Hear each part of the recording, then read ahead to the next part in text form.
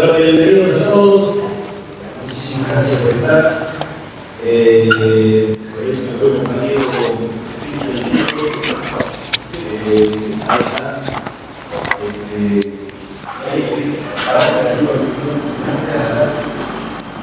en nombre de Paraguay Jesús, en nombre de Espíritu y Vida, queremos dar la bienvenida a todos ustedes a esta convocatoria que ha sido una brillante idea del Centro Consignatario, salir un poco de la zona. Nosotros lo llamamos una reunión mensual. Hoy corresponde que en el tratamiento de la reunión sea la charla de Gonzalo. Y bueno, para ponernos un poco en tema, el Centro de Consignatarios de Hacienda del Sur abarca lo que es sur-oeste de la provincia de Buenos Aires y también ha dejado un lugar por estatuto a que se integre con consignatarios de la provincia de Río Negro, lo cual me pareció una brillante idea y la cual hoy está Iparaguirre Suso como socio y bueno, quienes habla por Prieto y Vita también como socio, integrantes de comisión directiva. La verdad que estoy muy agradecido a todos los que han venido, las entidades bancarias, consignatarios, Romeo y Luzarreta, de la gente de Brandeman está Gustavo Junca, que le agradezco eternamente, siempre acompañando, la presidenta de la Asociación Rural del Sur Pampeano, Antonia, una amiga, y Griselda, también de la comisión, muchas gracias. Clientes, amigos, Carla Robeglia del Grupo Crear, muchas gracias por venir. Productores, amigos, allegados a la casa, y un eslabón importante que es en la cadena de comercialización de Hacienda, que es la gente del frigorífico Pilotti, que también está hoy con nosotros. Muchísimas gracias. Muchas gracias por venir a la gente del frigorífico Pilotti. La municipalidad de La Adela, la municipalidad de Río Colorado, allá la parte de producción, muchas gracias. Bueno, al público en general, muchas gracias por acompañarnos en este momento. Como decía, el Centro de Consignatarios es una entidad que realmente está para defender al consignatario. Es un placer integrarla porque realmente uno nunca termina de crecer y de escuchar los valores que algunos inculcan de los que están en comisión hacia el resto que vamos y nunca se termina de aprender. Yo para ponerlo un poco en tema, voy a citar al presidente Daniel Cibardi para que se presente y bueno, y diga lo que necesita decir. Gracias, amigo, por venir.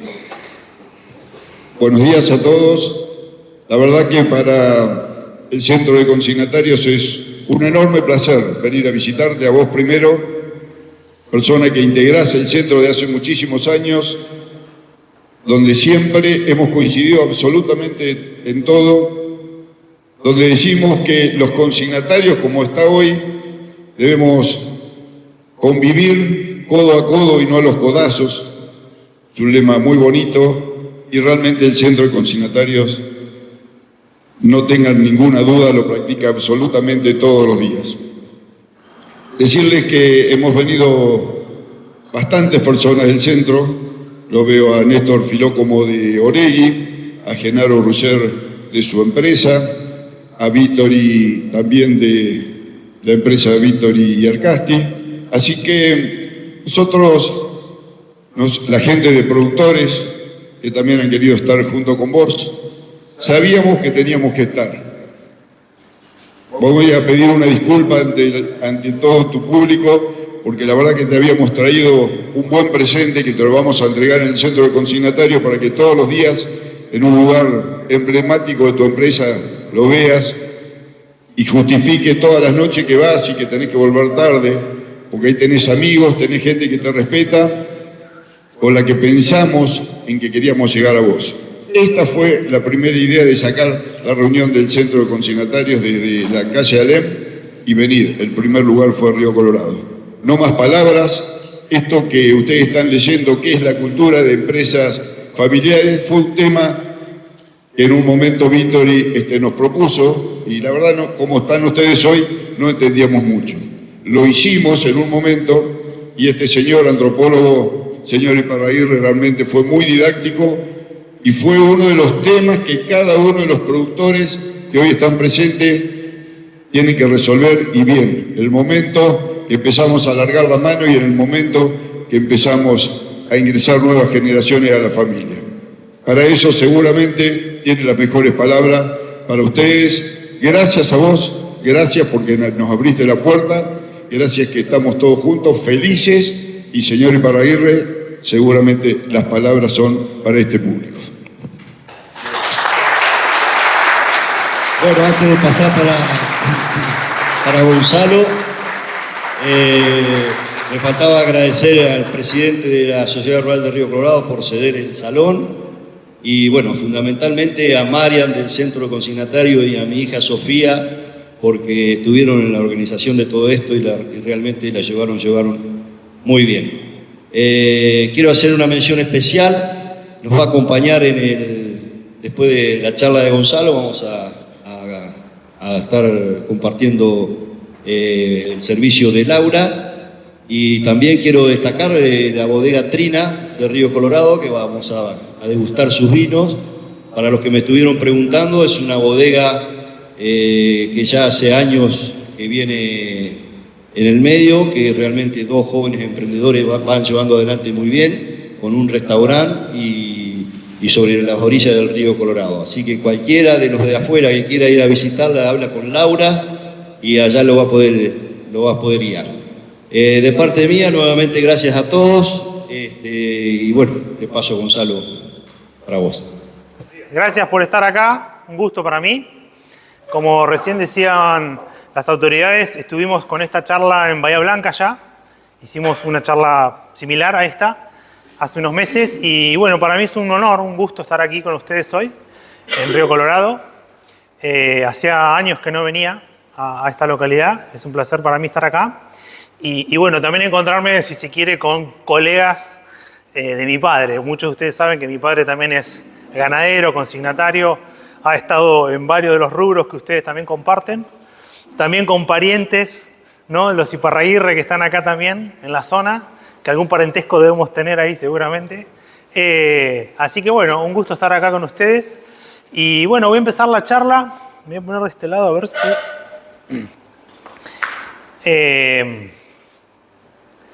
En principio me presento para quienes no me conocen. Yo soy antropólogo, muchos de ustedes dirán ¿qué hace un antropólogo? Bueno, ahora les voy a contar un poco qué es lo que hace un antropólogo. Y mi especialidad dentro de la antropología es la gestión de la cultura y del tiempo, ¿sí?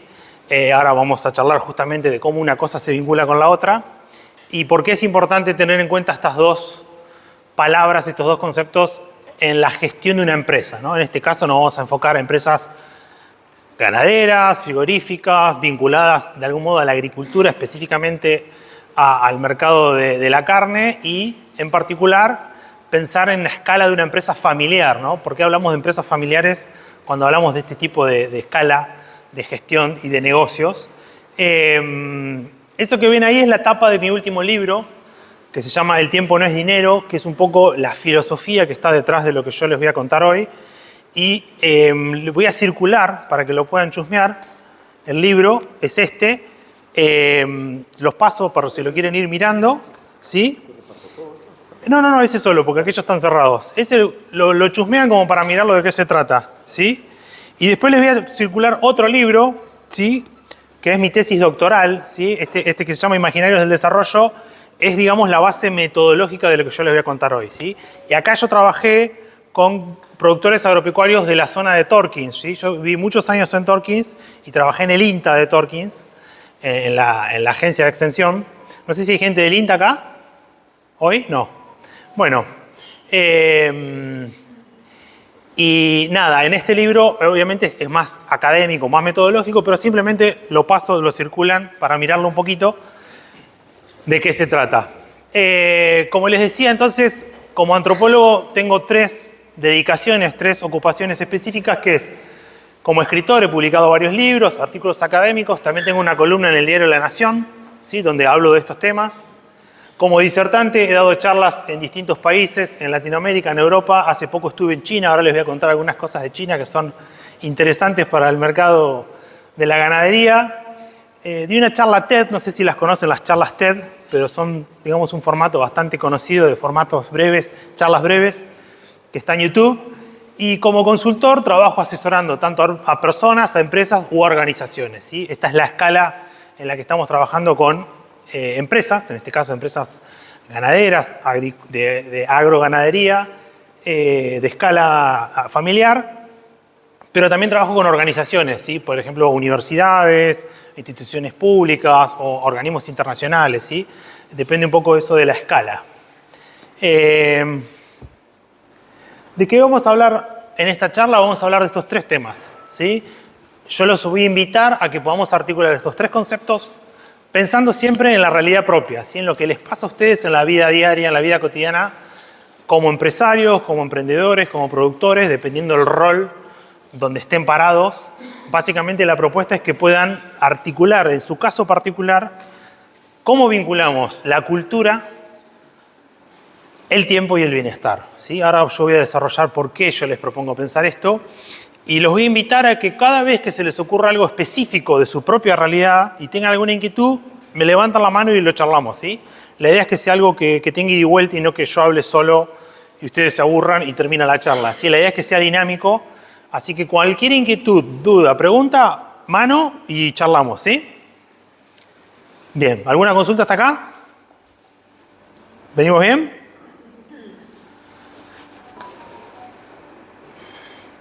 Este es el mensaje que recién les decía que me gustaría que trabajemos y que tengamos en claro. Después yo lo voy a reforzar hacia el final, ¿sí? Pero pensemos un poco esta combinación, ¿sí? Lo pongo en términos matemáticos para que sea fácil de recordar.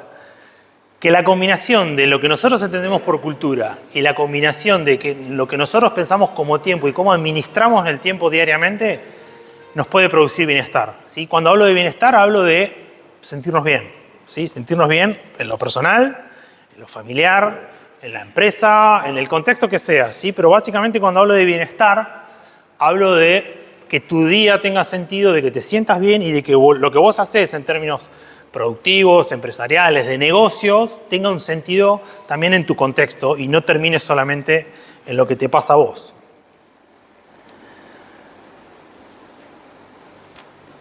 Empezamos con cultura, ¿sí? Primer tema, acuérdense que tenemos tres temas, cultura, tiempo y bienestar. Empezamos con el primero, cultura. ¿Quién se anima a decirme una frase que para ustedes defina hoy la cultura de su empresa? Una frase.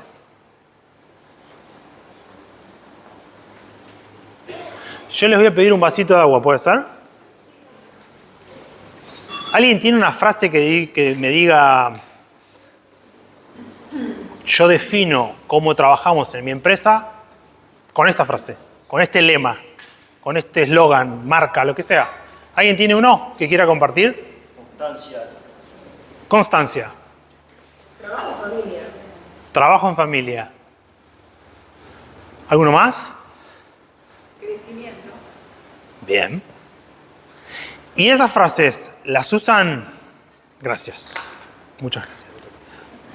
¿Esas frases las usan regularmente, por ejemplo, para una reunión de equipo, para hablar con un empleado?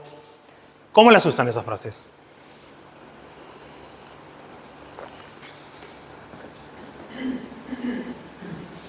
¿O es algo más personal, más propio? Queda como en... La constancia como que se demuestra sola. Ok. La constancia se demuestra sola. Ok. Bueno, eso es algo que uno supone que los demás la ven o lo absorben y lo aprenden, ¿no? Interesante. Ahora vamos a volver a ese ejemplo que está bueno para la charla. ¿Alguna otra frase que alguien diga, yo me identifico con esto? Aunque no se lo digan a nadie, pero que ustedes saben que la forma de trabajar de ustedes tiene una frase.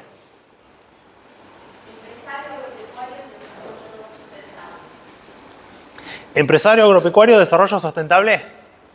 Ajá. ¿Y eso lo usás para vos o también para tu equipo de trabajo? Ok. y lo recibe el equipo, lo recepciona, sentís que ellos te siguen. Ok, bien, está bueno, me gusta el ejemplo. Bueno, este ejercicio es importante para pensar cuando pensamos, por ejemplo, en una marca, en un eslogan o inclusive en un dicho, ¿sí? Cuando nosotros queremos comunicar a los demás cómo nosotros trabajamos, es importante tener una frase muy clara, ¿sí? Hace ratito en la ruta cruzamos un camión de Piloti. ¿Dónde está la gente de Piloti? Allá. Cruzamos un camión que, si mal no recuerdo, el lema debajo del logo es Carnes de la Pampa. ¿Está bien? Lo registré bien. Veníamos charlando con los chicos y le digo, mirá que justo la gente de Piloti va a estar en la charla y entiendo que es el eslogan de ustedes, ¿no? Ok. Es como la marca del frigorífico. ¿Y tienen alguna otra o la reemplazaron por alguna otra o esa siempre estuvo? Carnes de la Pampa. Ok, bien. Y es una... Claro, por el sentido de la pampa, de lo que significa la pampa. Claro, bien. Buenísimo el ejemplo. Fíjense que es un ejemplo bien local, bien de acá, y cómo empezamos a entender que lo cultural tiene que ver mucho con el lugar, ¿sí? Con el terruño, con el territorio, con lo que a mí me identifica en mi empresa y en mi actividad. En este caso, Carnes de la Pampa obviamente es un frigorífico. La carne es un elemento constitutivo de la práctica de ser una industria frigorífica y obviamente la territorialización, ¿no? No es ni Carnes de San Luis, ni del Chaco, ni de Río Gallegos, sino que es La Pampa, aunque La Pampa para los argentinos es algo que excede la provincia de La Pampa, ¿no? Es como el imaginario de lo pampeano. Bien, buenísimo el ejemplo. Pensemos también en otros ejemplos, ¿sí? Cuando pensamos en la cultura de la empresa, muchas veces pensamos en honrar el apellido. No sé si les suena familiar esta frase, ¿no? Cuando uno dice, bueno, cuando hay un tema generacional, ¿no? Que los mayores le dicen a los más jóvenes, vos tenés que honrar el apellido de tu abuelo, o en este caso de quien lo dice, ¿no? Esta idea del honor, ¿no? De que la cultura está muy vinculada al honor o al patrimonio que esa familia de algún modo comunica o detenta y quiere quedar en claro de que seguimos una línea, una trayectoria, ¿sí? Entonces, cuando muchas veces se usa esta frase de que a través de lo que vos hacés tenés que honrar tu apellido, de algún modo está puesta la cultura en juego. Otra frase clásica es continuar el legado, ¿no? Cuando uno dice, bueno, yo quiero que mis hijos, mis nietos, mis generaciones siguientes a la mía continúen el legado, ¿sí? El concepto del legado, ¿sí? Es una palabra muy típica de la cultura, ¿sí? Porque ¿qué es el legado? Es aquello que de algún modo uno hereda, incorpora, ¿sí? O aprende, y es un poco, digamos, intangible, ¿no? Porque decís, ¿qué es el legado? Es un saber, es un conocimiento, es un patrimonio material. Bueno, esas son las cosas que se ponen en juego. Fíjense cómo empezamos a pensar distintos aspectos de la cultura. La típica frase, ¿quiénes despilfarran el patrimonio heredado o quiénes lo acrecentan, ¿no? ¿Vieron esta disyuntiva que a veces se da de, bueno, vieron que a veces hay como un reclamo generacional cuando le dicen, aquellos heredaron tanto y lo despilfarraron todo o se lo quemaron en un verano, ¿sí? O el laburo de 3 generaciones terminó en media generación, ¿no? Empiezan estos temas de la comparativa histórica generacional. Sí, señor.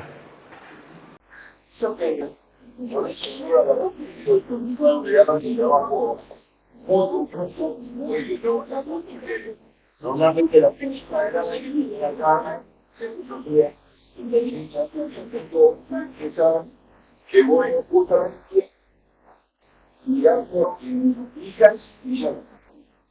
Es un trabajo no es una condición principal. Lo hemos sido la empresa por que la misma por ahí, una persona que pasa pues han seguido llevando la manera de estar por y como entonces parte de su patrimonio enviando personal que se puede equivocar Hay que hacer un trabajo como los padres que tienen que ayudar a crear los hijos un trabajo permanente. Porque es una cuestión que pues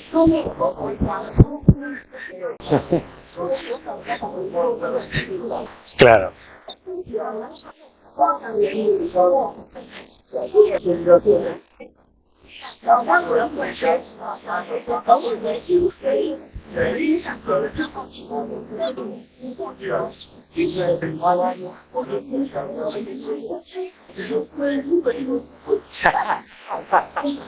Está buena. Bien. Miren, está buenísimo lo que traes y les voy a contar una pequeña anécdota de algo que aprendí hace poquito, como para que veamos también ejemplos de otras culturas, ¿sí? Yo hace poco estuve en China, hace un mes estuve en China, fui a dar un par de conferencias y fui a presentar el libro allá. De hecho, me propusieron traducirlo el libro en chino, así que dentro de poco los chinos van a estar leyendo este libro, lo cual es muy sorprendente, ¿no? Para mí. Y una cosa que me enteré allá, que no sale en los medios ni en ningún lugar publicado, porque es un tema que el Estado chino resguarda, es que tienen una fractura muy grande generacional entre los actuales empresarios y la generación previa. Sí, tienen una fractura muy grande que de hecho le está impidiendo a China crecer internacionalmente. Fíjense a dónde llega la fractura. ¿Por qué? Porque la generación actual se está despilfarrando el patrimonio que generó la anterior. A un nivel chino. Imagínense de lo que estamos hablando, ¿sí? Te estoy diciendo departamentos en Nueva York, loteos en Miami, departamentos en Londres, o sea, a una escala loca para nosotros, inalcanzable, pero claro, es algo que el Estado no lo puede de algún modo hacer visible, aparte los datos estadísticos son difíciles, pero esto yo, digamos, lo tuve a partir de charlas con empresarios de allá, ¿sí? ¿Y cuál es el problema? Que hay un cambio generacional muy abrupto de toda una generación joven que se formó fuera de China, que los padres los mandaron al exterior a estudiar a las mejores universidades del mundo, ¿sí? Y hubo un corte muy grande respecto a cómo la primera generación tuvo una formación en un proceso dictatorial muy fuerte, ¿sí? En la década de los 70, de los 80. Después China, a partir de los 90, cambia drásticamente su manejo político y económico, y entonces esos jóvenes que nacieron post-90 tienen otra concepción totalmente distinta de la vida, del mundo, de todo. Entonces hoy para ellos es un desafío muy grande articular esa decisión que hay generacional, ¿sí? Y fíjense a la escala de la que estamos hablando.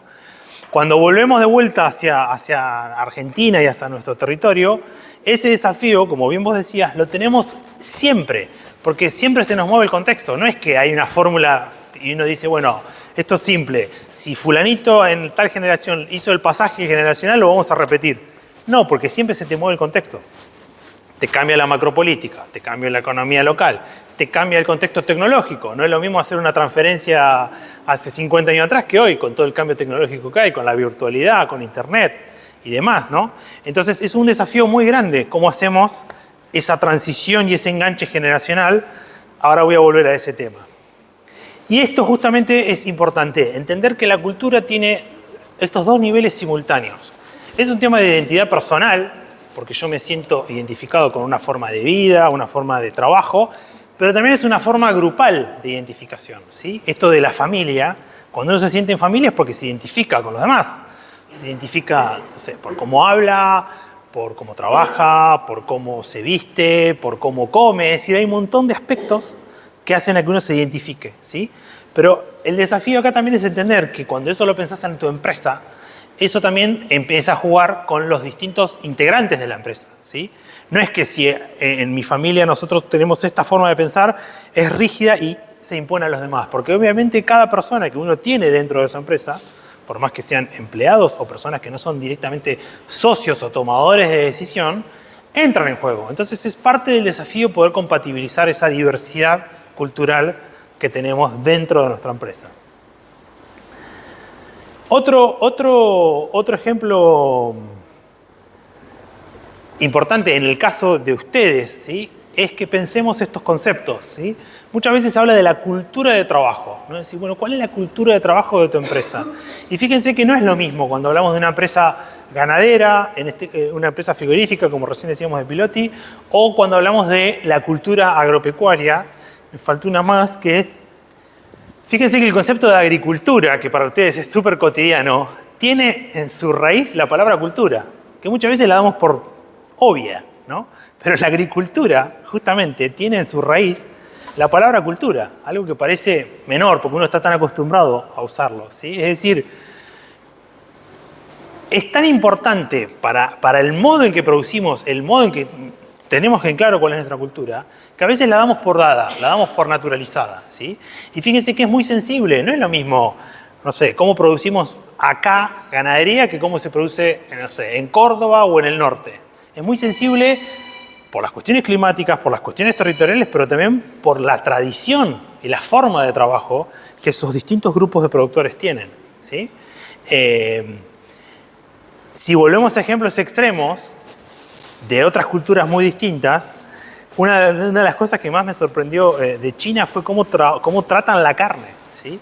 Era muy sorprendente ver que en los platos, vieron que ellos comen con determinada cantidad de productos a la vez, ¿sí? Vos estás comiendo pollo, pescado, cerdo, hay una mesa giratoria y los platos van girando y uno va, digamos, probando de todo un poco. Y en un momento, en un plato, aparecía lo que nosotros entendemos que es el asado de costilla, fileteado y el hueso al lado, separado de la carne. Y yo decía, lo más rico que hay para nosotros es la carne pegada al hueso. Claro, pero ellos tienen la costumbre, como está todo cortadito chiquito para comer con los palitos, el chiste de eso, o digamos, el disfrute de eso era comer la carne y después chupar el hueso. Fíjense, y era un plato exquisito, o sea, no es que era una cosa menor. Era en un contexto de un restaurante elegante donde después de eso venía un plato con pescado. Y después venía una sopa de fideos y... ¿Se entiende? O sea, fíjense lo diferente que es como la cultura mapea en este caso una costilla, que para nosotros no hay duda de cómo se come una costilla bien asada, ¿sí?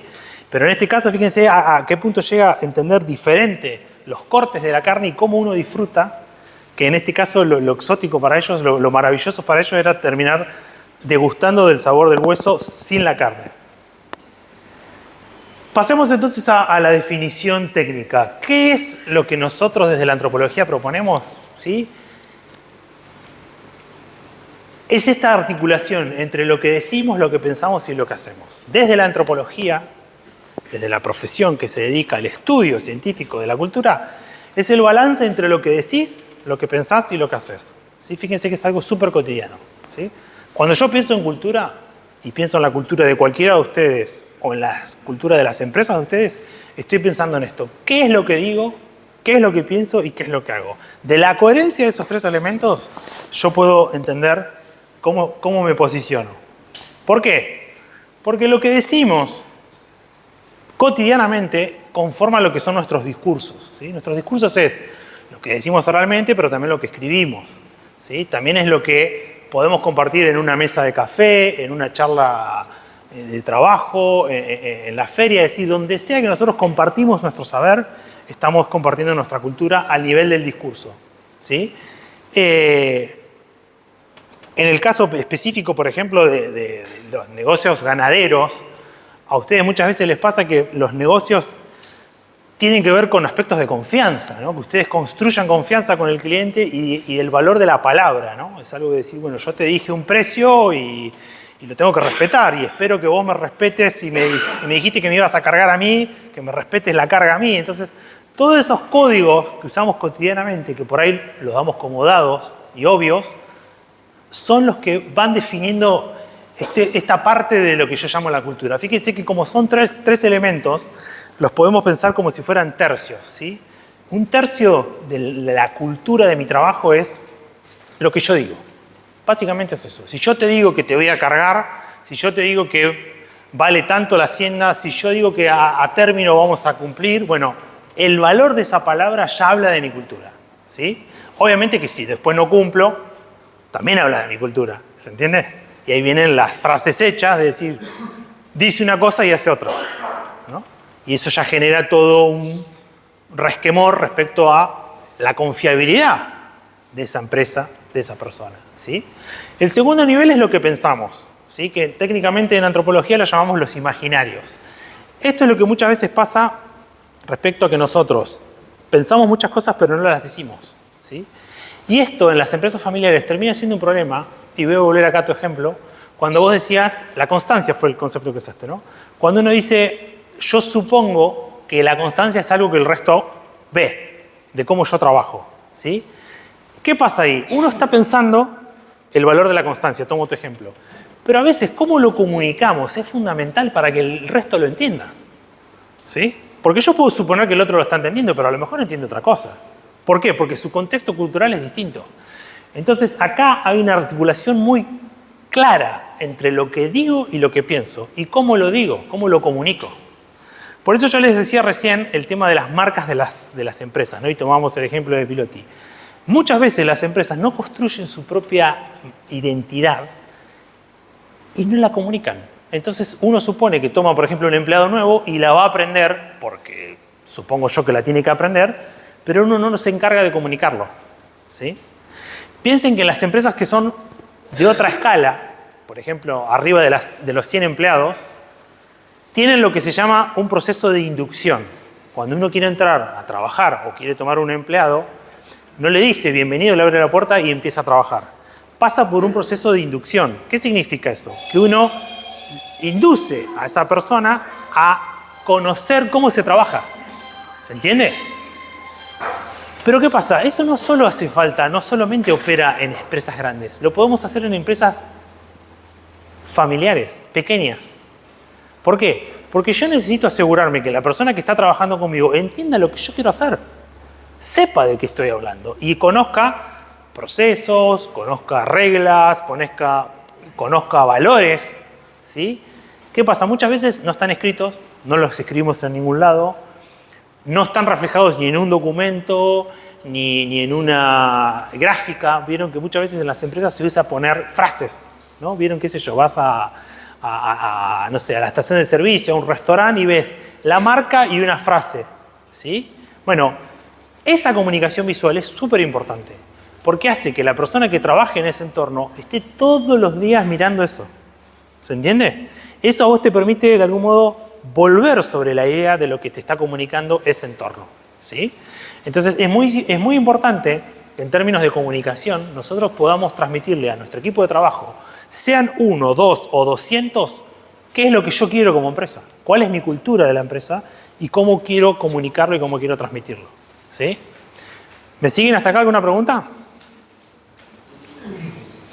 Y el tercer nivel, si se quiere, el otro tercio, es el nivel práctico, es lo que hacemos, es lo que realmente hace que nuestra actividad ocurra, ¿sí? En el caso de ustedes, bueno, los que hacen ganadería, bueno, es cuando se levantan a la mañana, cuando van a ver la hacienda, cuando tienen que cargar el camión, cuando hay que hacer un negocio, cuando, bueno, hay que trabajar la tierra, el campo, es decir, cualquier actividad que yo haga en mi día define ese tercio de mi cultura, ¿sí?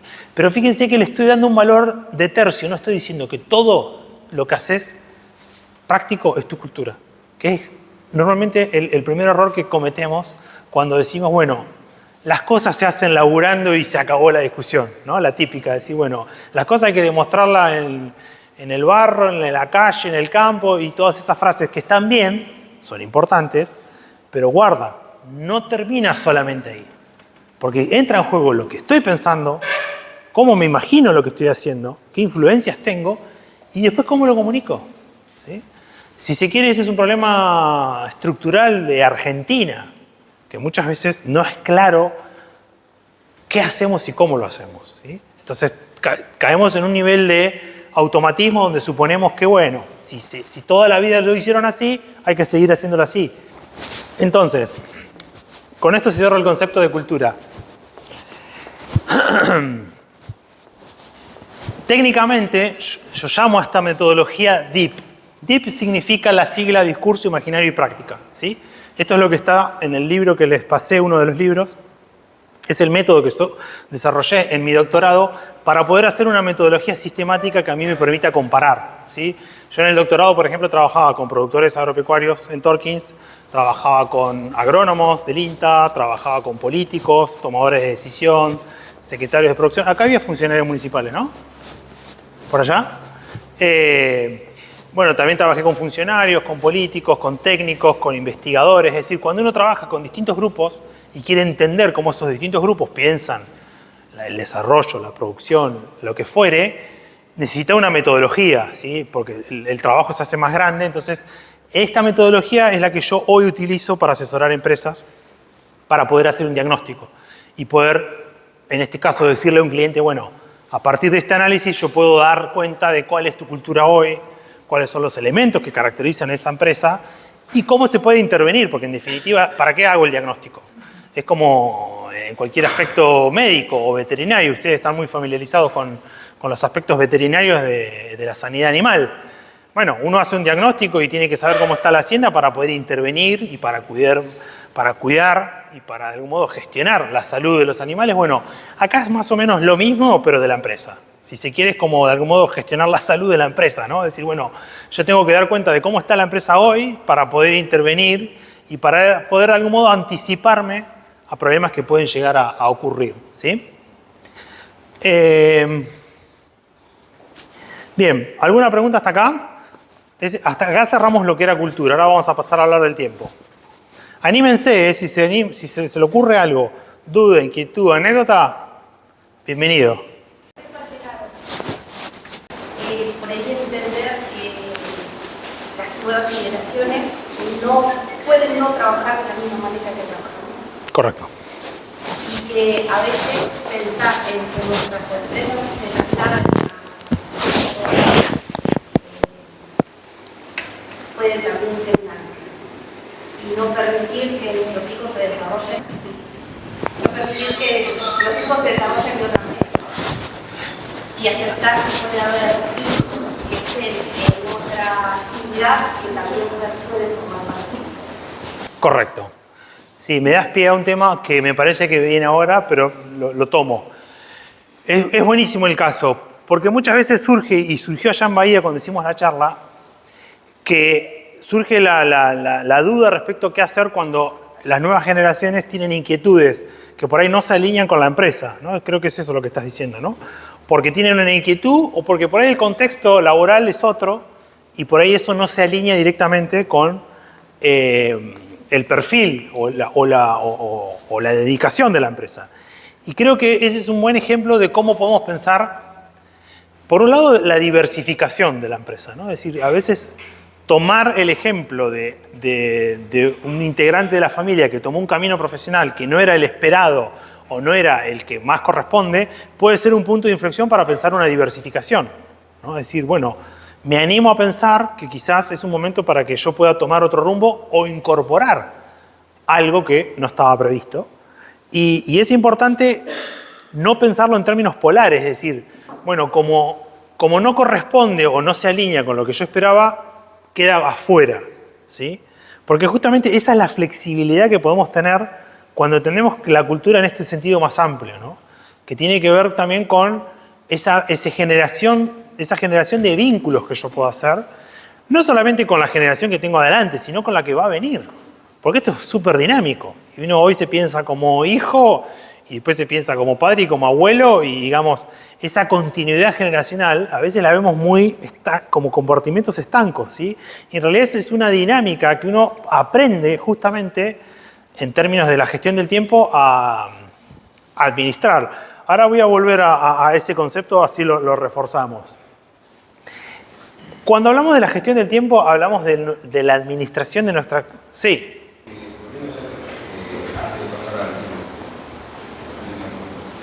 Es razonable para vos que esa cultura tenga un proceso, ¿no? O sea, primero el diagnóstico, como decís vos, tomar conciencia y después inculcándolo, ¿de cuánto tiempo debe ser? Que más o menos llega a tu disciplina para que una empresa que vos visitas por primera vez hace un diagnóstico y que decís, bueno, empieza a tomar conciencia y esa cultura empieza a... O sea, es como pongo la semilla hoy, ¿no? Sí, te entiendo. ¿Cómo es el proceso? Claro. Bueno, mira, mi experiencia es que uno, por ejemplo, un diagnóstico no te lleva mucho. Capaz que lo haces, dependiendo de la escala de la empresa, máximo en un mes lo haces. porque haces entrevistas, visitas a campo, encuestas, en un mes tenés el diagnóstico. A partir de ahí se decide, se acuerda un proceso de intervención, que es, por ejemplo, decir, bueno, vamos a comunicar a los empleados, a los integrantes, al directorio, a quien sea, vamos a comunicar lineamientos de trabajo para hacer esta gestión del cambio. Y eso, digamos, va a depender mucho de la intensidad que vos le des. El cambio puede ser instantáneo, porque vos trabajás sobre cosas muy específicas que te cambian el día a día. Te cambian en el sentido de que, sí, bueno, tomás una actitud de querer llevar eso adelante, ¿sí? Depende mucho justamente ahí del cliente y de la decisión que tome. Después hay cambios más graduales porque, por ejemplo, tiene que ver con decir, bueno, quiero impactar a la generación que viene. Bueno, tenés que trabajar en una gradualidad de cómo haces una estrategia para poder, no sé, generar una diversificación de un negocio, como decíamos recién. Lo bueno de ahí es que se trabaja con agendas. Armás un plan, una agenda de trabajo donde decís, bueno, objetivos, primer trimestre, segundo trimestre, año. Se planifica, se estructura. O sea, el resultado de lo que yo ofrezco siempre es una agenda de intervención que está ordenada en meses y pueden ser 1 o 2 años, depende de la escala de trabajo. Pero sí, los cambios pueden ser instantáneos porque vos estás pegándole algo muy específico, que es, bueno, cómo nos vemos a nosotros mismos, ¿no? Y cómo nos comunicamos entre nosotros, qué hace la empresa, cómo se organiza. No sé si respondí tu pregunta. Bien, decía entonces que mi propuesta de cómo pensar la gestión del tiempo no está alineada a esos libros o a esas corrientes de pensamiento que buscan transformar tu vida en un robot que lo único que hace es levantarse, producir, acostarse, levantarse, producir. Yo no estoy alineado con eso, ¿sí? O sea, cuando hablo de la gestión del tiempo hablo de organizar tu día, ¿sí? Y de pasarla bien, por eso hablo del concepto de bienestar. Vieron que, no sé, pero por ahí si están familiarizados con algunas lecturas de este tipo, muchos son súper productivistas, ¿sí? Es como que la gestión del tiempo es hacer rendir tu día al mango y prácticamente dejar de vivir para laburar y producir más y más y más y más hasta que terminás en el hospital internado. Esa no es mi filosofía y no es lo que yo le recomiendo a nadie, ¿sí? De hecho, conozco un montón de gente que termina mal bajo esa lógica, ¿sí? Entonces, mi propuesta acá es que pensemos la gestión del tiempo en términos de poder organizar tu vida de un modo que te sea sostenible a vos y a tu equipo, a tu empresa. Es decir, tampoco tiene sentido que uno esté súper y el resto esté detonado, ¿sí? Que también hay ahí, en la agricultura en general en nuestro país, hay como un imaginario del esfuerzo, ¿no? Donde pareciera ser que hasta que no te matás trabajando y de algún modo no tus músculos y todo, pareciera ser que no estás trabajando, ¿no? Ese mensaje de el esfuerzo al extremo tiene sus consecuencias, ¿sí? Y inclusive tiene sus consecuencias culturales por el rechazo que genera, volviendo a lo intergeneracional, ¿no? Muchas veces eso ha generado rechazos en las generaciones siguientes de decir yo no quiero terminar así, o yo no quiero laburar así. ¿Para qué? El famoso para qué, ¿no? Del cuento de la Andricina. Entonces, bueno, guarda a veces con lo que comunicamos, ¿sí? Porque fíjense que hay toda una generación, yo podría decir la generación de mi abuelo, ¿sí? Que claro, mi abuelo en su momento transmitía eso a mi viejo. Y mi viejo un poco aprendió eso. Y yo cuando lo empecé a ver, digo, pero acá terminamos todo internado. O sea, y de hecho, bueno, el que lo conoce a mi viejo sabe que ya le pasaron varias. Entonces, uno va mapeando eso, ¿sí? Las generaciones, digamos, que van, como yo le decía recién lo de China, ¿sí? Hay generaciones que están viviendo otro contexto. Me acuerdo que te acordás que lo hablamos allá en la oficina, el tema de la amplitud que en su momento tuvo Edgardo de decir, bueno, dejo que la generación que sigue de algún modo pueda tomar manejo de la empresa, ¿no? Y él hoy en día estar partícipe y viendo cómo operan, en este caso la generación que sigue.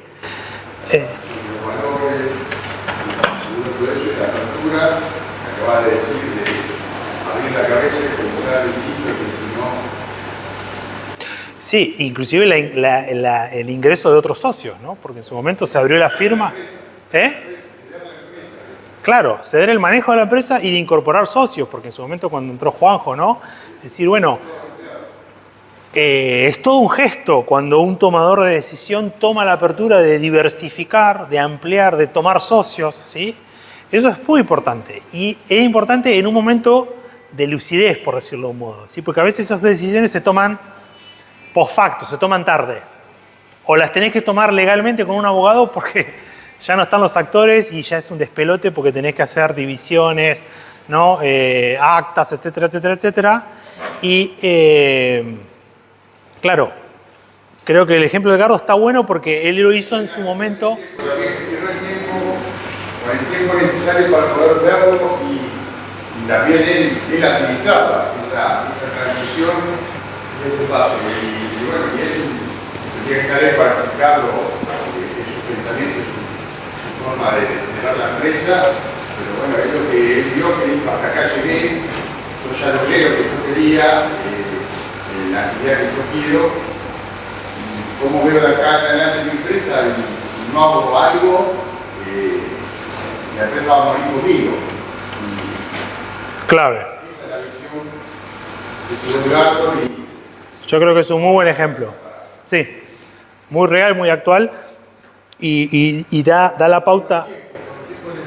porque creo que causó una sensación ya cuando Edgardo hace eso, yo siempre me acuerdo, digo, porque el otro día viene de laburar y él viene que todo el mundo lo homenajea, y qué sé yo, que yo te lo dije de entrada, lograste con eso una admiración tal que vos te estás haciendo un homenaje en vida. Exacto. Subir al escenario a hablar, Claro. entonces logró eso sin querer.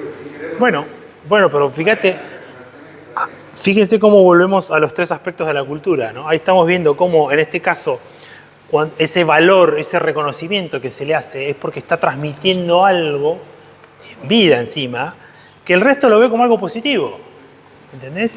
Y casi que sin decirlo, porque él tuvo un gesto, si se quiere, decir, bueno, yo abro mi empresa, convoco socios, dejo que la manejen otras generaciones, pero eso tiene un intangible, es lo que yo le hablo de los imaginarios, ¿sí? Eso está transmitiendo un intangible que es un valor de apertura, de confianza, de sabiduría, de decir, bueno, yo sé cuáles son mis límites, cedo la posibilidad de que otros crezcan y continúen mi legado, y eso se transforma en un intangible, que vos lo transmitís. Y no tiene un valor X, no es que lo podés dimensionar, vale tanto, no. Vale lo que la gente reconozca que vale. Y se materializan los premios, en los agradecimientos, en las invitaciones a las charlas. Puedo ver que había en la cabeza muchos clientes ganaderos que no tenían en la cabeza esa sucesión, ese proceso generacional. La sucesión de Edgardo hecho en la cabeza y muchos después de eso empezaron a ver cómo integrar a sus hijos en la sociedad, cómo empezar a repartirla a todos. Mira. No lo veían. Mira, está buenísimo el caso. Yo pregunto, Sí, señor. ¿esa fue su única idea o fue una idea, la última, ¿no es cierto?, de varias? ¿En qué sentido? En terminar haciendo lo que hizo. Fue previo un análisis de varias cosas, por ahí quiso ir por otro lado y alguien... No, yo creo que la tuvo, La única. la pensó de entrada. De hecho, bueno, le costó también hacerle entender a su familia, a sus hijas, que él iba a abrir su empresa y que le iba a dar a otras personas, porque el beneficio ella le iba a ganar por otro lado, porque esa empresa iba a continuar, y él iba a estar, y directamente las hijas iban a decir que si las incorporaba ella a la sociedad, ellas no estaban preparadas, que no eran del rubro, que estaban en otra cosa, y que no era conveniente. Entonces, ese proceso le costó sangre, funeral, familia. Claro. Sí, era un tema interno. Después otro paso importante que dio el título es, una vez concretado eso, dejó pasar 3 o 4 años, y fíjate que había con ese Edgardo, hasta ahí era consignatario de Edgardo Víctor. Y después de 3 o 4 años nos sentó y nos dijo, mire, yo estuve pensando, en estos 3 o 4 años que hicimos la sociedad, yo me di cuenta que los clientes los van a ver ustedes, no vienen tanto a mí. O sea que ya los clientes creen en ustedes, confían en ustedes. Dice, y yo creo que es el tiempo de que ustedes hagan su camino. El mío ya lo hice, ya me conocen, ya soy Edgardo Victori, en el rubro consignatario, me conocen en general. Ahora tienen ustedes. Claro. Él propuso el cambio de denominación de Edgardo Victori a Victori Edgardo. Claro, tremendo. En ese momento ustedes, por ahí Edgardo tiene una factura. Bueno, creo que es un muy buen ejemplo y de que demuestra de algún modo que esa apertura al cambio que recién veíamos en el slide anterior, de algún modo nos da esa pauta, ¿no? La apertura al cambio te permite a vos tener esta relación de cómo se gestiona el tiempo. Fíjense que es bien clave, ¿no? Lo que vos decías, en vida poder tomar decisiones que a vos te permitan estar bien, anticiparte a un potencial desenlace de la empresa y seguir adelante. Bien, entonces, justamente, mi frase para reforzar esto es que el valor de tu empresa está en cómo gestionas el futuro. Mirá, justo cae el ejemplo. Es decir, ¿por qué yo hago foco en el futuro? Porque uno puede enfocarse, por ejemplo, a lo hecho, ¿no? Cuando uno dice, bueno, en realidad todo lo que yo tengo es lo que a mí me define, ¿no? El acumulado es lo que define mi empresa.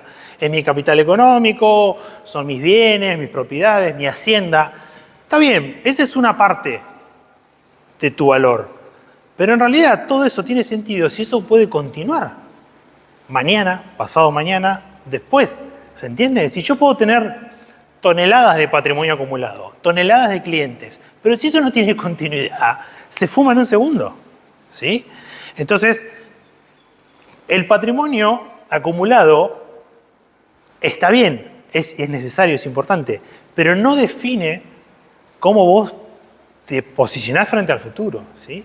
Por eso mi idea es que el valor de la empresa es la continuidad de ese patrimonio. Es como vos gestionás que eso siga adelante, siga teniendo una continuidad y de algún modo pueda sostenerse intergeneracionalmente. ¿Por qué? Porque si nos pensamos solo en nuestra propia generación, el camino, digamos, se termina obviamente en lo que uno puede lograr, más o menos, pero todos sabemos que gran parte del sentido de todo lo que hacemos es la trascendencia, ¿no? Es lo que nos sigue a nosotros y como seres humanos tenemos la capacidad, obviamente, de poder tener esa descendencia y de poder transmitirlo. Que no necesariamente tienen que ser hijos propios, pero tiene que ver con que lo que uno hizo en su vida se sostengan los demás, ¿sí? Pueden ser estrictamente personas allegadas, pueden ser valores, pueden ser conocimientos, pueden ser un montón de cosas que son los que de algún modo uno puede transmitir. Y fíjense que es muy típico en este caso las analogías cuando se piensa en los temas de vida y muerte, ¿no? Cuando uno hace esas reflexiones más existenciales y caemos en la frase de que lo que uno hizo en vida no se lo lleva con uno, ¿no? La frase más típica es uno al cajón no se lleva nada, ¿no? Lo habrán escuchado por ahí. Y les traigo acá un ejemplo de otras culturas. Volvemos a las comparaciones interculturales. Ustedes saben que hay culturas de otras partes del mundo que tienen ajuares funerarios, ¿sí? Que en sus urnas o en sus cajones funerarios ponen ajuares. ¿Saben lo que es un ajuar? ¿Sí? Son conjuntos de cerámicas, joyas, alimentos, ¿sí? Son distintas cosas que estas culturas ponen en las tumbas para una supuesta trascendencia, para una vida que sigue a esta vida, ¿sí? Los ejemplos más famosos, por ejemplo, son los faraones egipcios. Seguramente habrán visto alguna película, algún documental, pero es muy típico en muchas culturas. No solamente los egipcios son como muy famosos, ¿sí? Pero, por ejemplo, no sé, pasa en Oriente en un montón de culturas, pasa en muchas sociedades indígenas. Está esta idea de la trascendencia y de lo que yo hago en vida de algún modo tiene que seguir conmigo, ¿sí? En nuestra cultura, la idea de lo material no tiene esa raigambre, es decir, no es muy común que nadie tenga en su enterratorio, no sé, billetes, oro, propiedades y la llave del auto, es decir, no, nadie se lleva nada de eso, no es común. ¿Por qué? Porque para nuestra cultura el valor está en lo que hacemos en vida, ¿sí? Y el valor está en lo que transmitimos en vida a nuestras generaciones, ¿sí? Por eso digo, lo importante de cómo uno valoriza lo que está haciendo con su empresa tiene que ver directamente en cómo uno gestiona ese futuro, ¿sí? Y acá entonces llego al cierre de la charla. ¿Y por qué yo planteé esto en esta fórmula, ¿no? ¿Por qué yo les planteé que esto que entendemos por cultura, sumado a lo que les planteé del tiempo, a esta concepción del tiempo, de algún modo nos produce la idea de bienestar, ¿sí? Lo vemos en aspectos muy simples, como por ejemplo la anticipación de conflictos. Recién el ejemplo de Gardo creo que era un buen ejemplo, ¿no? Es decir, cuando yo preveo, por ejemplo, un problema de herencia en mi empresa, sé que va a haber problemas porque va a haber un problema de hermanos, de primos, de cuñados, digamos, de personas que entran en juego en la empresa, indistintamente del nivel generacional. Si yo sé que voy a tener un despelote tarde o temprano, yo me puedo anticipar para poder pensar en un bienestar futuro, ¿sí?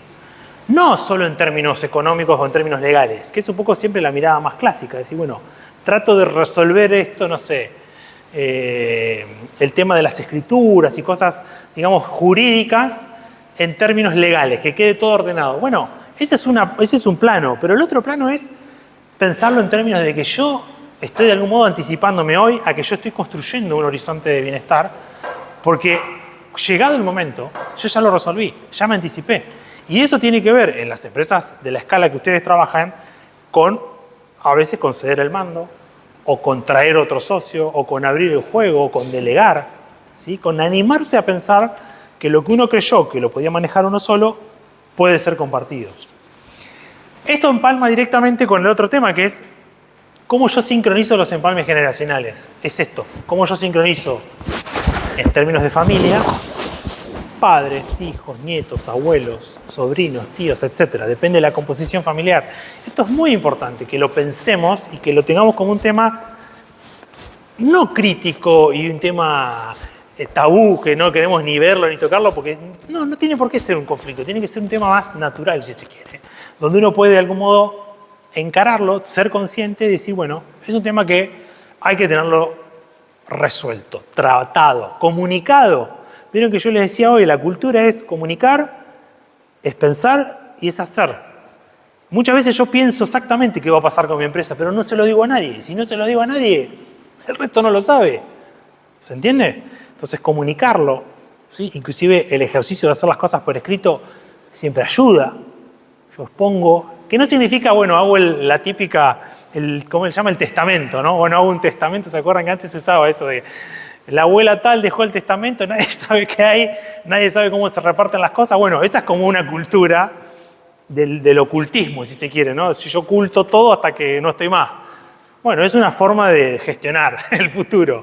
Yo acá lo que estoy diciendo es al revés, es decir, bueno, blanqueemos las cosas, pongámoslas sobre la mesa, definamos bien qué es lo que se quiere hacer y eso va a ser más sano para todos, en vida.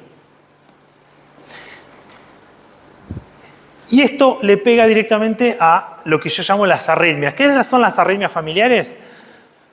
Cuando tenemos problemas, básicamente. El concepto de arritmia viene de la arritmia cardíaca. ¿Vieron? Cuando uno tiene una arritmia cardíaca es porque hay algún problema ahí, hay algo que tenemos que mejorar de nuestro cuerpo. Bueno, la arritmia familiar es parecida. Cuando tenemos conflictos de pareja, con los hijos, con los socios o con quien sea, que nos está generando un problema en la toma de decisión, que nos está generando un problema, no sé, en definir un negocio, en hacer una venta, hay que vender la propiedad, cómo la vendemos, o hay que comprar una parte, le tengo que comprar la parte a fulano, pero no me la vende. Bueno, todos esos son arritmias que nos suceden, más o menos, y son las que después no nos dejan dormir a la noche.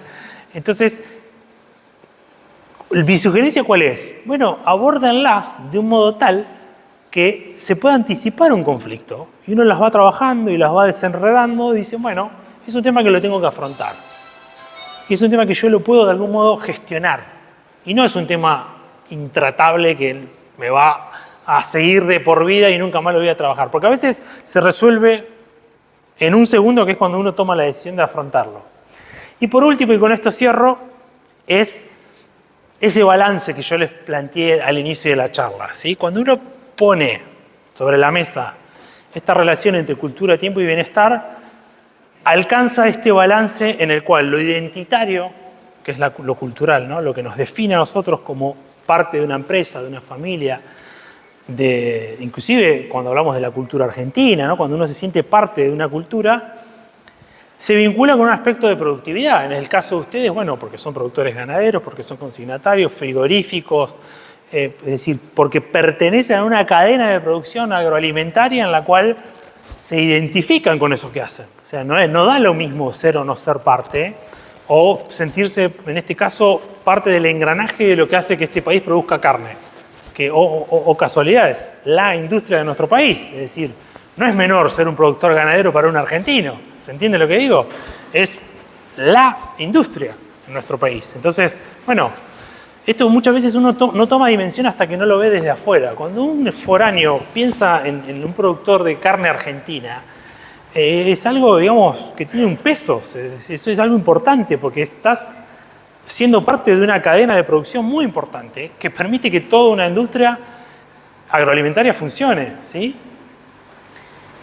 Y además el bienestar. La tercera pata es el bienestar, es decir, que eso que yo hago con mi trabajo, eso que yo hago con mi grupo de familiar, empresarial, cuando lo pensamos en esta escala, por ejemplo, de centro de productores, cuando nos pensamos en red con los productores y los colegas que trabajamos en el mismo rubro, que eso de algún modo nos produzca un bienestar, tiene que ver con que estamos haciendo las cosas bien, con que hacemos las cosas que nos gustan y las hacemos ordenadas, entonces nos produce bienestar, nos produce salud, nos sentimos bien con lo que hacemos, y ese balance entre cómo me pienso, cómo me siento culturalmente, cómo administro la productividad sin volverme loco, sin estresarme, sin pasarme de rosca, de algún modo termina produciéndome bienestar a mí, a mi entorno, y eso hace que la cultura de mi empresa sea clara, sea sostenible, yo la pueda sentir como propia y la pueda comunicar a mi entorno para que eso sea un proceso que tiene continuidad, ¿sí? Que a mí me permite gestionar mi futuro de un modo ordenado y que obviamente a los demás les da coherencia, les da identidad y trascendencia para sostenerlo. Creo que hasta aquí estamos. Déjenme chequear a ver si no me olvidé nada. Muchas gracias y quedo abierto a las preguntas que ustedes tengan.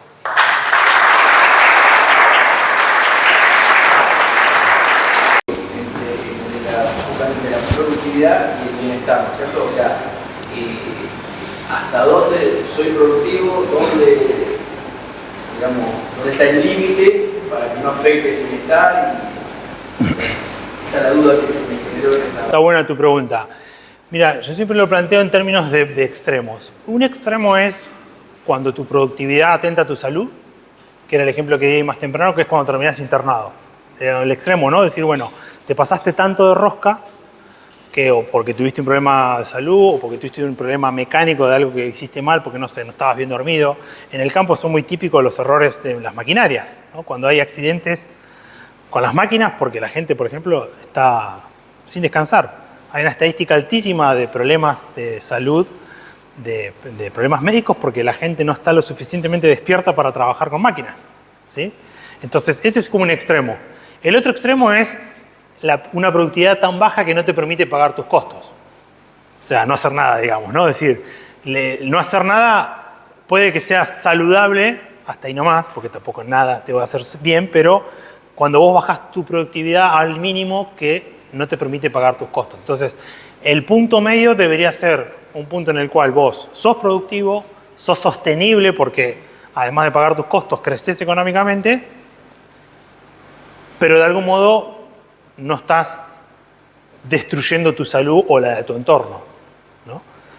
Vos me decís, bueno, ¿y cómo se hace eso? ¿Cómo lo lográs? Bueno, en principio, siendo muy consciente de cuáles son tus capacidades, ¿no? Ahí es clave ser honesto con uno mismo de qué sabe hacer, qué puede hacer, si necesita formarse o no. Ese es un problema grande que a veces tienen las empresas familiares que no asumen la importancia de la capacitación. O sea, suponer que uno sabe todo porque se lo enseñó a alguien en un contexto donde todo se mueve tan rápido es una autolimitación. Yo ahí siempre sugiero estar atento a la capacitación para reforzar conocimientos.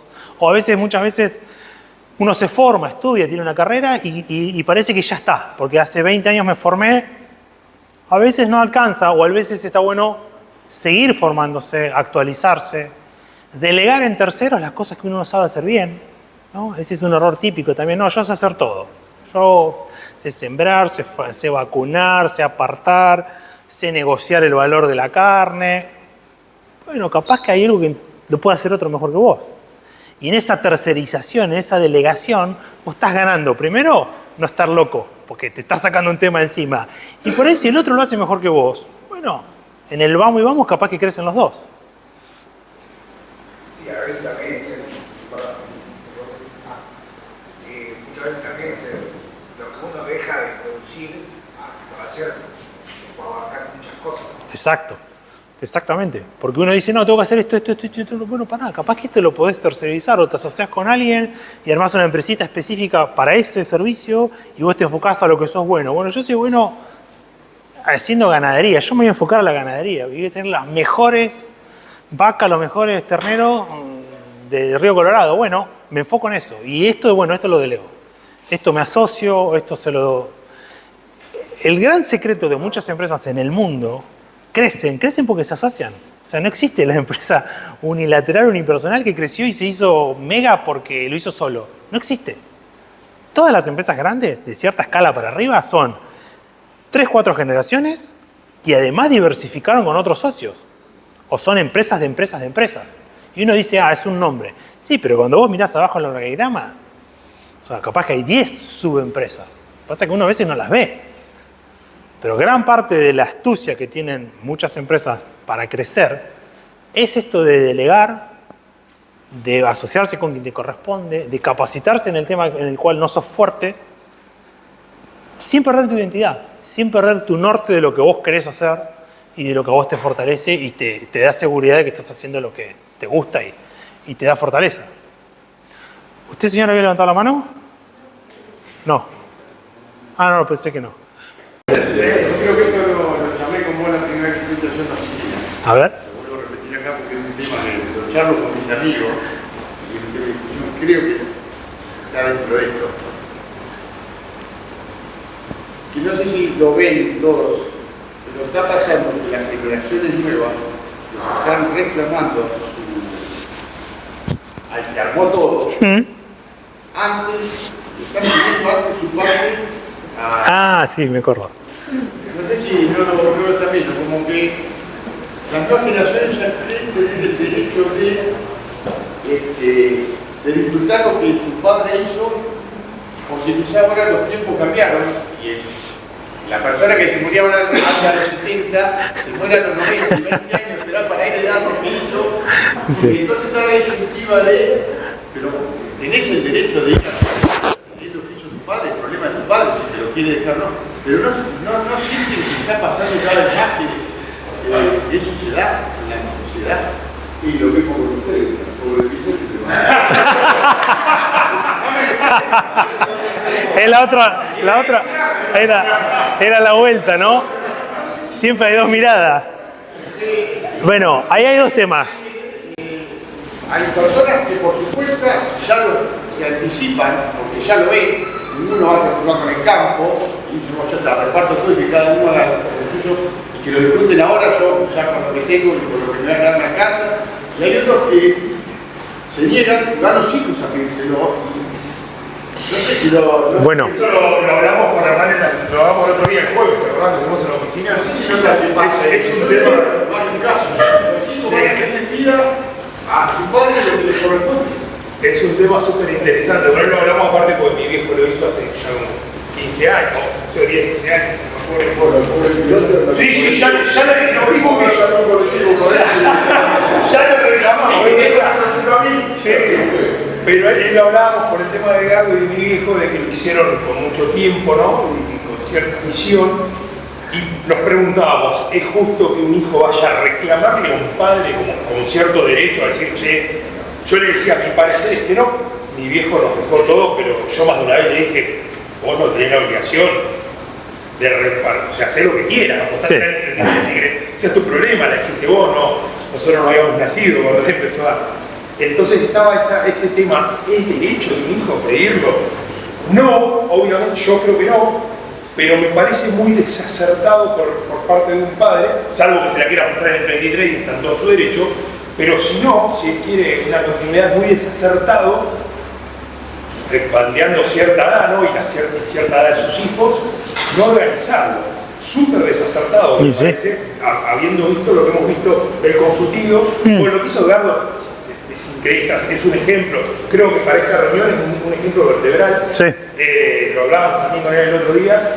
Él lo ve desde adentro, lo que lo vemos de afuera es algo increíble, porque no lo hizo con su familia. Salvo que es un sobrino, pero nosotros eran sus comerciales. Sí. De hecho, uno lo agregó a Lucho hace ¿cuánto? 2 o 3 años. Algo así. Sí. Y ya veo que el Edgardo en 4 años va a querer cambiar la denominación para querer agregar el apellido de él también. O sea, pero es increíble lo que hizo, súper trascendental y súper acertado, y ya están los resultados acá, ¿no? Mi papá lo hizo con su familia, con sus hijos. Claro. ¿No? Yo creo que no hay derecho, un hijo no tiene por qué decirle a sus padres lo que hace, porque cuando lo hizo su hijo, de algún modo no participó, sí. Pero sí me parece muy acertado de un padre hacerlo, me parece súper acertado que siga corriendo el tiempo, claro. Dejando que suceda, genera esos conflictos que dijiste, sí. Las arritmias, no se ve el problema que va a haber cuando él no esté, cuando sea viejo. Va a ocurrir. O meramente cuando se está haciendo grande y sus hijos están interviniendo como empleados. Sí. Simplemente, si no les da una participación, no hay una clarificación y bueno, hay las arritmias y los problemas. Tal cual. Entonces, la pregunta es, ¿el cético o ascético corresponde? ¿Es Ahí te doy mi respuesta, porque el señor quería decir algo más, sí. No, simplemente agregar a esto, o sea, sacando un poco de cada lado. Lo que dice Hernán, a la pregunta de Hernán, no lo es. Y si bien es cierto que no es generalizado, hay casos, conozco casos, que esto ha sucedido, y me parece desubicado por parte de los hijos. Bueno, es otra cuestión. Antes ni se te ocurría. No. Antes ni se te ocurría decirle a tu padre, quiero la parte mía que me va a corresponder. Y ahora yo cada vez tengo más casos. Eso es una cuestión. A lo que decía Néstor, o sea, es distinto el caso de ustedes, que tiene una empresa frigorífica, que es una empresa en funcionamiento, es un caso distinto. Yo lo veo en aquellos que en vida pasan sus bienes y muertes, un campo, una casa, lo que quieran. ¿Cuál es el problema de eso? Es que vos conocés a tus hijos, pero no conocés a quienes van a acompañar a tus hijos. Claro. Y estoy hablando de los nueros, de los yernos y las nueras. Se entendió. Y los nietos. Claro. En este caso, que son los que generan los grandes conflictos familiares en muchos casos. Total. Y él lo hizo con sus hijos, justamente. Lo hizo participar a sus cosas. ¿Entendés lo que estoy diciendo? No, 100%. Yo les doy mi panorama de cómo yo veo este tema. Acá hay 2 temas. Uno es la aceleración esta que vos decís de por qué cada vez se precipita más ese reclamo, ¿no? Decir, bueno, quiero ahora eso que me podría llegar a tocar. Es un tema bien de gestión del futuro. Porque hay como una suerte de, si se quiere, de replanteo frente a la legislación, porque la legislación se supone que es el patrimonio heredable post-mortem, ¿no? Es decir, legalmente, ahora, ¿vos lo podés anticipar? Sí, claro, lo podés anticipar. Un día antes, 2 días antes, vos no sabés cuándo va a ocurrir la muerte de la persona que tiene el patrimonio a su nombre. Pero claro, se empieza a precipitar porque todo se precipita. Y es esto que hoy llamamos un poco la velocidad de las redes. Como todo es tan dinámico, tan fluido y tan líquido, ¿no? De que es una pantalla más, ¿no? Como miramos las redes, las noticias, la tele, el zapping, ¿no? Decir, bueno, así va la vida. Entonces, como todo va rápido, bueno, ahora yo quiero que vengan los bienes, ¿entendés? Vender la casa, vender el campo. Y es una ventana más en tu vida que tiene que ver con este problema más general de la ansiedad que tenemos, en general, como sociedad. Entonces, ese es un problema estructural que tenemos todos, porque vivimos en un contexto de hiperaceleración y ansiosos, ¿sí? Entonces, ahí viene de vuelta el tema de cómo controlamos individual, personalmente y familiarmente esa ansiedad general que tenemos. Vos sabés que yo creo que hay una cosa que no hay que descartar, que tampoco quiero generalizar porque hay casos y casos, y siempre hay excepciones a la regla, pero esas cuestiones que vos abordás, que decís, que yo conozco casos, tienen que ver con formaciones familiares en muchos casos. Si vos tenés hijos a los que les inculcaste, le demostraste y le diste un ejemplo, difícilmente te vayan a pedir cosas fuera de eso. Bueno, y ahí venía mi segundo punto. Ahí me das pie para el segundo punto. Por un lado dije el tema de la hiperaceleración, la ansiedad y el contexto, que obviamente no es el mismo que hace 50 años atrás y menos hace 100. No había internet, no había electricidad, no había un montón de cosas que hoy aceleran a todo el mundo, ¿sí? Eso por un lado. Y por otro lado está el tema de cómo conseguimos la trascendencia de la empresa. Por esto, a esto voy. Cuando vos me decís cómo inculcó ese padre en ese hijo el valor de su empresa o el sentido de lo que estaba haciendo, va a ser sensible respecto a cómo esa persona más joven en un contexto de hiperaceleración reacciona frente a eso. Porque si vos estás rodeado de esa liquidez donde los valores y el sentido de la vida y de lo que haces es tan fluido y tan, digamos, líquido, donde las cosas pasan de un color al otro tan rápidamente, bueno, va a depender mucho de la educación que tuviste y de la formación cultural que tuviste, ¿sí? Pero ¿cuál es el eje ahí? Es la trascendencia, es lo que yo les contaba hoy de lo que está pasando en China. Fíjense que en China está pasando esto de que hay una generación que no dimensiona el valor que eso tiene porque están en un contexto de globalización y de consumo por fuera de los valores de esa tradición. Que lo loco en esas culturas que son milenarias es que ellos tienen una noción de la trascendencia que no es de a 2 o 3 generaciones, son dinastías, son de a miles de años, ¿se entiende? Es otra cabeza totalmente distinta a la nuestra, donde a veces vos te sentís que sos heredero de un patrimonio que tiene 1000 años. Imagínense nosotros, que tenemos 200 años de profundidad, cuarta, quinta generación máximo, cuando vos hablas con ellos y te dicen, no, lo que pasa es que esto viene de la dinastía tal que hace 1000 años que están. Sí, pará, es otra escala, ¿entendés? Como 1000 años. Sí, porque ahí vivía el abuelo del abuelo del abuelo que armó ese templo. Decís, claro, es otra escala. Entonces, cuando vos pensás en esa otra escala, decís, claro, nosotros estamos como muy ansiosos de que de una generación a la otra pase todo, se resuelva todo, esté todo. Y es como que hay otra perspectiva, ¿sí? Es como, ya estoy, es como hay otra temporalidad, hay otra noción de cómo los procesos se dan. Y por eso hago foco en la trascendencia. Tu empresa no tiene por qué terminar en la generación que sigue, o sea, tu hijo. Puede ser tu nieto, tu bisnieto, o puede ser un descendiente que va a ocurrir de acá a 10 generaciones. ¿Se entiende? Y el valor, eso que nosotros a veces le damos solamente en vida, para otras culturas, es un valor que te trasciende a vos, pero que en el contexto social, en el pueblo, en la provincia, en el país, tiene un valor importantísimo. Por eso comparamos culturas milenarias contra culturas que, como la nuestra, son muy jovencitas y no tienen esa capacidad de poder contar historias de miles de años. ¿Me siguen con el ejemplo? ¿No te parece que es parte de la evolución? ¿Qué cosa? ¿Cambio? ¿En ellos? Sí. Somos de la evolución del sistema, digamos. Sí. De esa cultura milenaria que siempre se hizo eso respecto. Y bueno, este cambio de las nuevas generaciones, que vos decís que están saliendo por otro lado, están explorando otras opciones. ¿Te parece que es parte de la evolución? Bueno, es lo loco de ellos. Sí. Y personal. Claro, lo loco de lo que pasa en China es que tienen las dos cosas a la vez. Ellos tienen el valor cultural ancestral muy fuerte, porque se sienten que son parte de una cultura milenaria, y por otro lado tienen la velocidad del consumo y del negocio instantáneo del capitalismo occidental. Entonces ellos de algún modo están como conviviendo en esas dos cosas. Y vos lo ves en cómo se manejan, en cómo construyen, en cómo hacen macropolítica. Es lo que vemos hoy en día de China. Tiene como esa doble mirada donde se sienta a negociar un tratado y el tratado es a 200 años. Decís, ¿cómo a 200 años? Sí, te firman contrato con los puertos a 200 años. Decís, pero ¿cómo? Sí. Lo han hecho ahora con todos los puertos que han hecho, están haciendo puertos en la costa del Pacífico, en América Latina, hace poco hicieron uno en Perú, y en África está lleno de puertos de China, lleno.